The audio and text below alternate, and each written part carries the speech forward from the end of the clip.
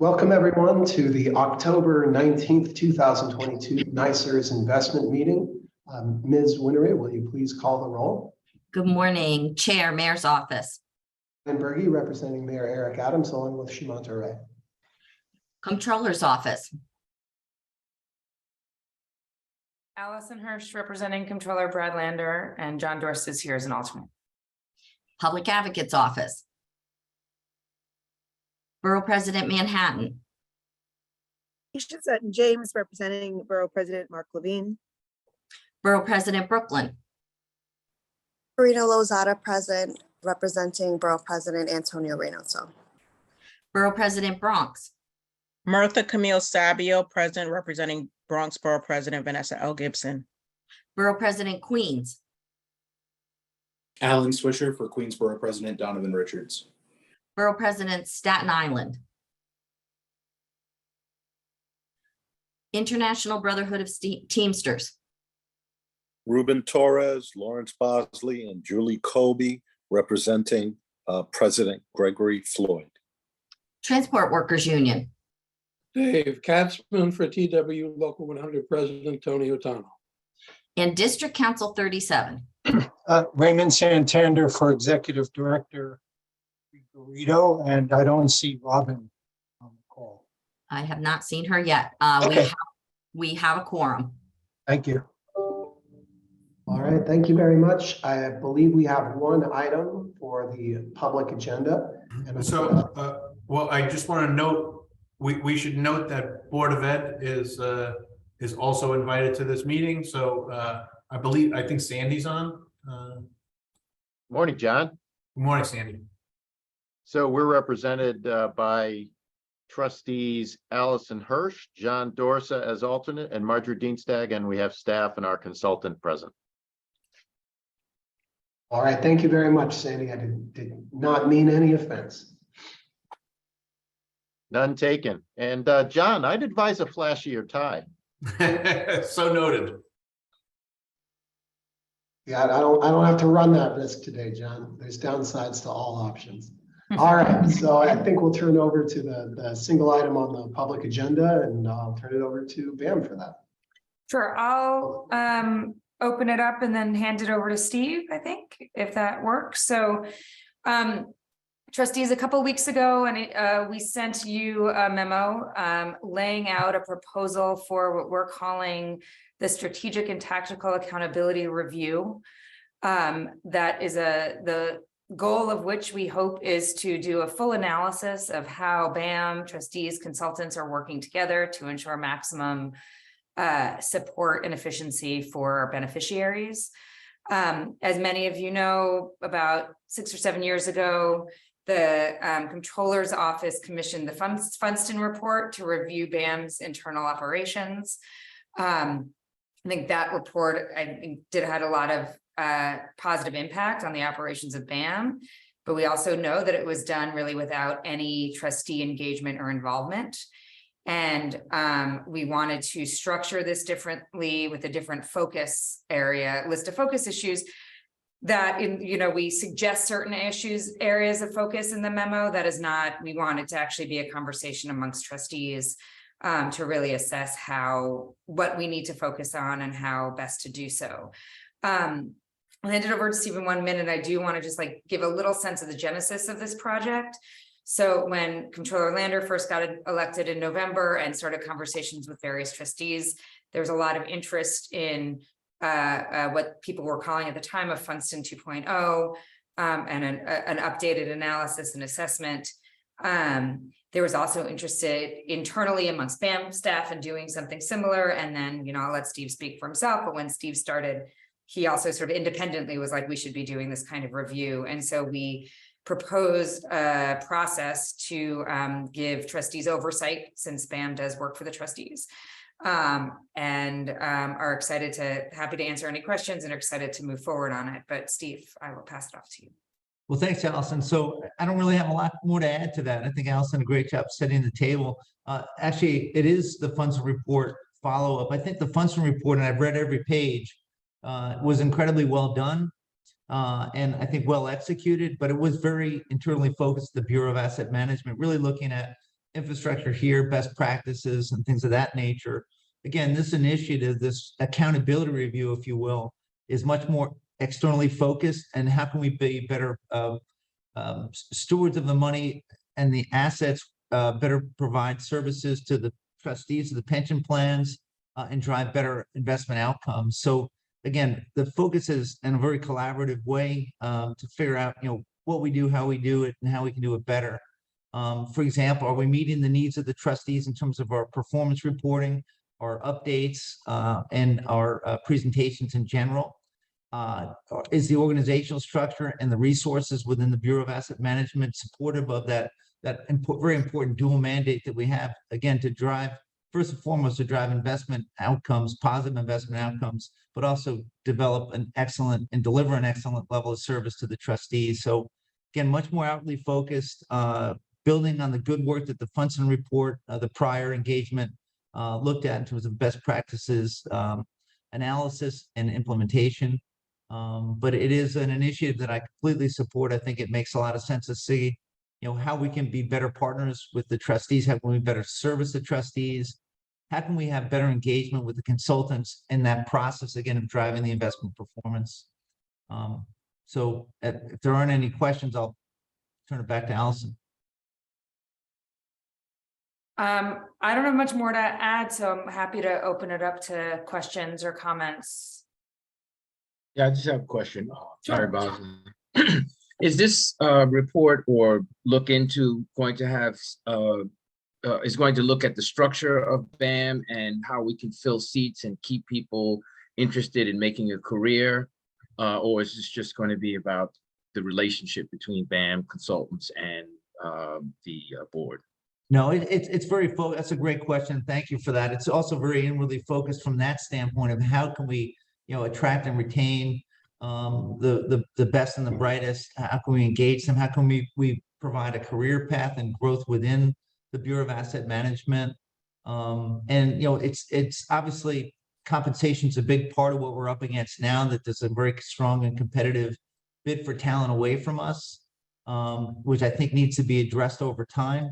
But it's not always about compensation. It's about having voice and being properly mentored and being developed, and working in an organization with the privilege of helping oversee, again, working close with the trustees, $240+ billion in assets. So it's a great platform. And we have had, in my opinion, a very high and unhealthy level of turnover, which we intend to address. And those are some of the things I'm working on. The accountability project will certainly look into that as well. I would say, Larry, just to add to that, I think the other component of that is, are we structured as the staff team? Are the staff teams in BAM structured to provide maximum support and efficiency to the trustees and to the boards? And so it's a combination of talent attraction, maintenance, and like having an honest look at our structure, at the investment team structure, the operations team structure, and say, are we doing this right? Or should we be doing it differently? And as part of that process, clearly, we would also really want the trustees to have voice in that, and to be a big part of that process of evaluation. And also, last question, is diversity going to be an issue in this as well? Very much so. When you look at the current makeup, I think we have some work to do. Yeah, we have a lot of work to do, Larry. And from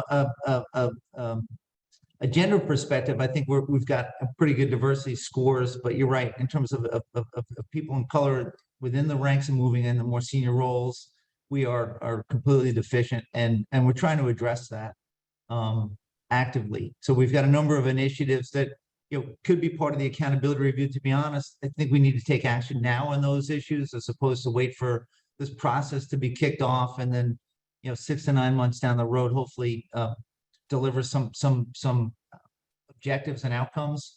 So we're working on that very carefully right now, and engaged in a number of issues around, again, attracting, retaining, promoting, and thinking a little differently about how we recruit people into the organization by being more targeted for diverse candidates.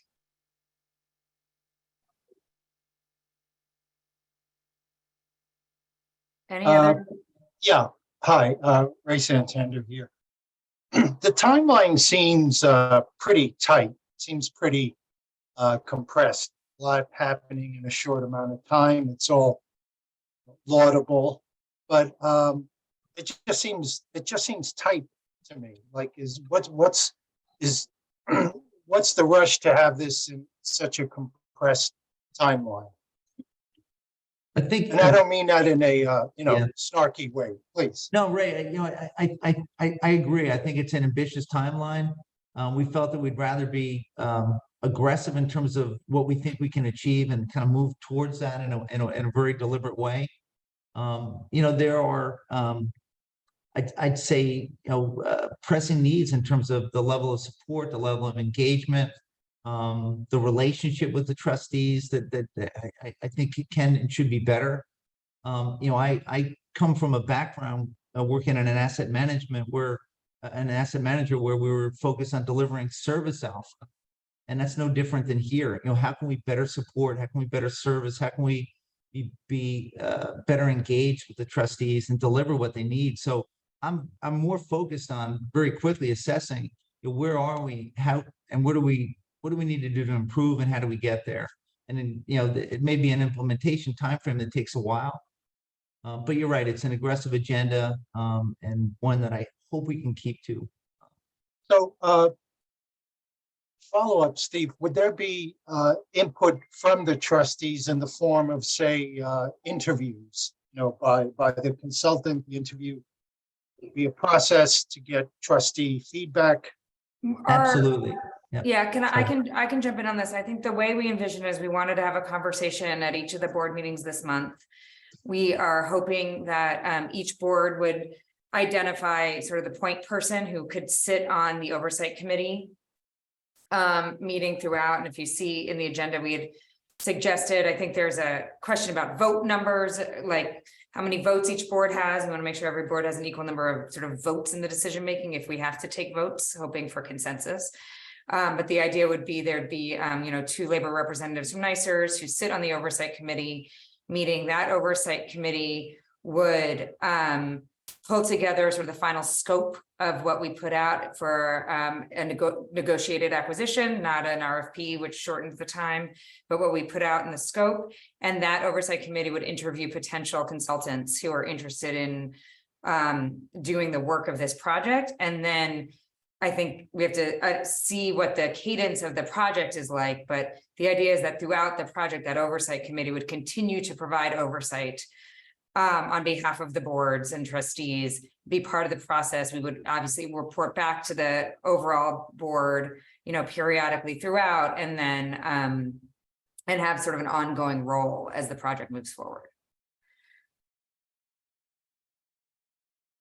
And I say this again respectfully, I haven't had time to circle back with Robin, who has been indisposed, and with Henry. So I would really need to, these things all sound great, but I really need to get the temperature internally before I can vote for this. So that would be my request, that if there be a vote, that perhaps it could be deferred to the next meeting. And take this very seriously. No, absolutely. At this point, I don't believe we think that boards need to actually vote, because there's no it's a review action. There are no recommended changes or anything, but we will circle back on that point. I think that was asked by Brian at a different board. Thank you.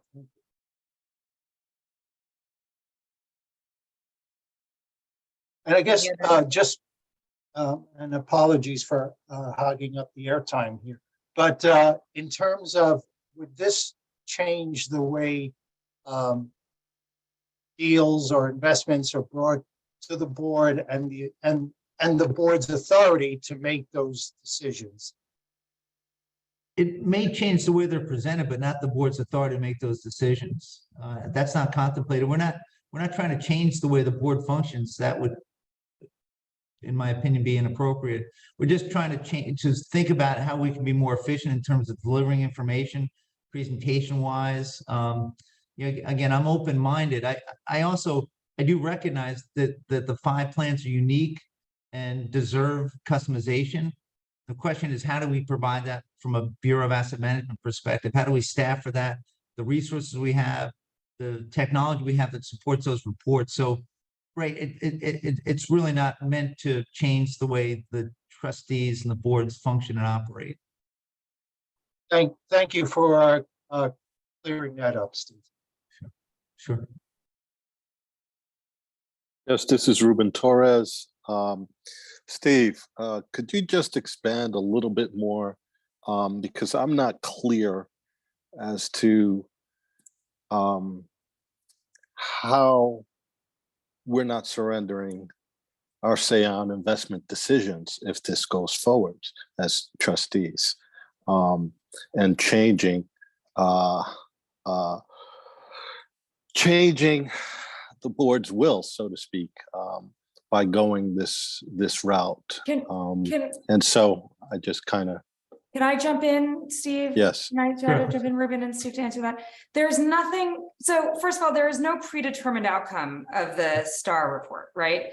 We legitimately in this memo put together a laundry list of ideas that we had of things that the trustees could potentially consider to be included in a review process. The trustees can say, we don't want to include this, we do want to include this, that, you know, there's another issue that has been bugging us, we don't like something this has been BAM is doing, let's add this to the review, right? So there's literally no decision has been made. This is a proposal that we're bringing to the boards. And the oversight committee has final say over what is in the scope of this project. There is also like nothing in that, and I know there is a like one line about potentially looking at governance. The controller asked us to include that line as just to put it out there. There is nothing in this that contemplates changing the role of trustees as the final decision makers in every single thing we do. It's just like not contemplated. And there is, again, no predetermined outcome to what is in the scope. This is just, we want to do a review. We have some ideas of what we want in it. And if the trustees say, we don't want you to review that, you know, maybe we'll make a case as to why we think we should. And if we lose, we lose. And if we win, we win. And that's how we plan to move forward on it. Steve, I don't know if you want to add anything. No, you know, I think also, you know, that's great, Allison, and I agree with what you said. I also think that it's a strategic and tactical accountability review. The accountability is our accountability to the trustees. And it would be arrogant for us to come in and try to change your decision-making authority for pension, for investment issues in the pension plans. That's not the intent. It's really, how can we be better business partners? How can we drive better investment outcomes? How can we deliver a better level of service to the trustees? Any fiduciary responsibility that the Bureau of Asset Management has comes down through the trustees, and we take that very seriously. So really, just we're trying to be better service providers, better partners. I think we can be more efficient. I know we used to have this common investment meeting, the SIM. I'm not advocating we go back to that because I think there's probably demand for and a need for more customization and a recognition that we have 5 pension plans that are unique with unique voices and processes. So I'm very respectful of that. We're not trying to change the way you do business. We're trying to change the way and the resources perhaps potential we have to be able to better execute, to interface more effectively with the trustees. I'll give you an example. A couple of the pension plans have asked, can we look at smaller deals? That we may have an appetite for more diversification and perhaps better outcomes. And right now, so for example, let's look at what Anash does for private equity here.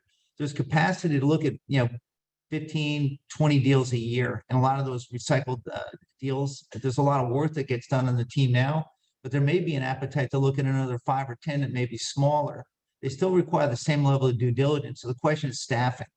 And are we set up for that? Do we have the right people in place that can actually look at those opportunities across the various plans and the various sizes and objectives of those plans? So that's just one aspect of it is from a resource perspective, are we organized properly? Are we staffed properly to provide that level of service that more than one of the plans have asked for? Okay, thank you. Sure, thank you. Oh, hi, Steve, if I may, Santander again. So I remember these issues came up in the last time the study was done, and even in 2014 when a new controller took office. So this is no reflection on you and Allison, new controller and a new regime. One of my pet peeves was there was a recognition that there were too many, speaking of private equity, we're in too many relationships. And, and to my knowledge, it was conveyed to me, that prior CIO, we're going to take a look at this and try to fix this. Where, as I understand it, we're in over 100 relationships.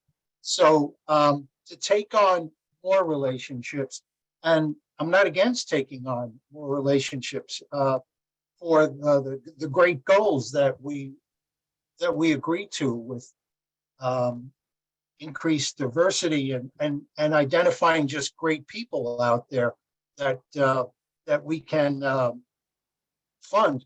But we have so many relationships now, and nothing has been done.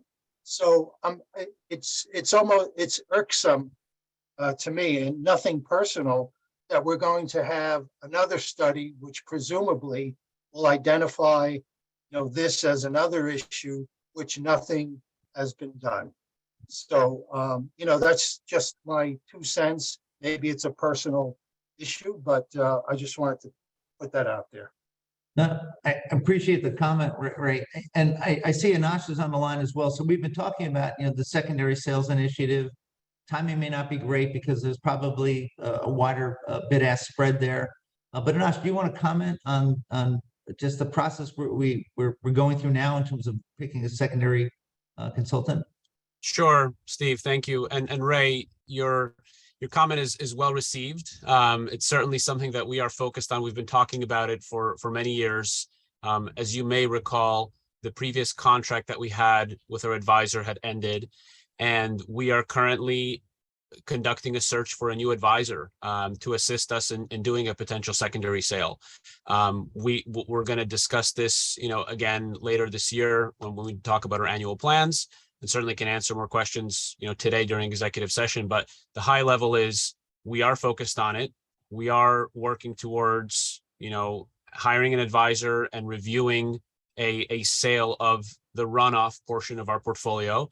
But I think importantly, what should give you a little bit of comfort is that we've had this primary and runoff portfolio delineated for some time, and we haven't been making commitments to those runoff managers. We've been focused on the primary relationships, the best performers in your portfolio, and that's where we spend the bulk of our time.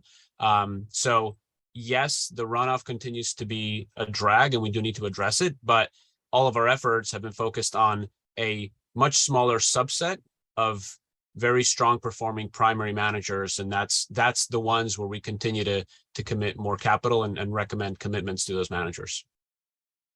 Thank you for that, Anash. And I look forward, and I believe trustees look forward to a more detailed discussion on this. I don't want to take up any more of the board and of BAM's time. Thank you.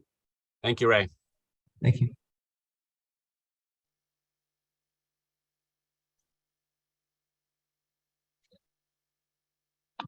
There are Any no other? other. No. Okay, thank you all. This was a good discussion, and we'll follow up to talk next steps. Appreciate it. Thank you. Thank you.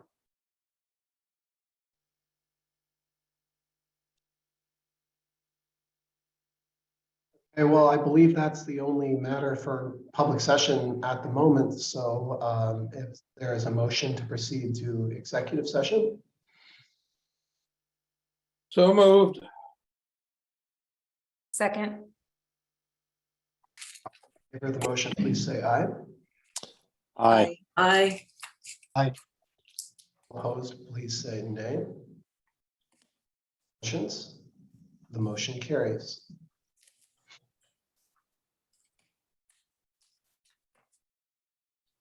Well, I think we have to. We're there. All right, everyone, we're back in public session. I'll hand it over to Ms. Winery to report the readout. The board agreed to one private equity investment and one real estate investment, the details of which will be released at a later date. I would now like to make a motion to adjourn. Second. All right, all in favor, please say aye. Aye. Aye. All opposed, nay.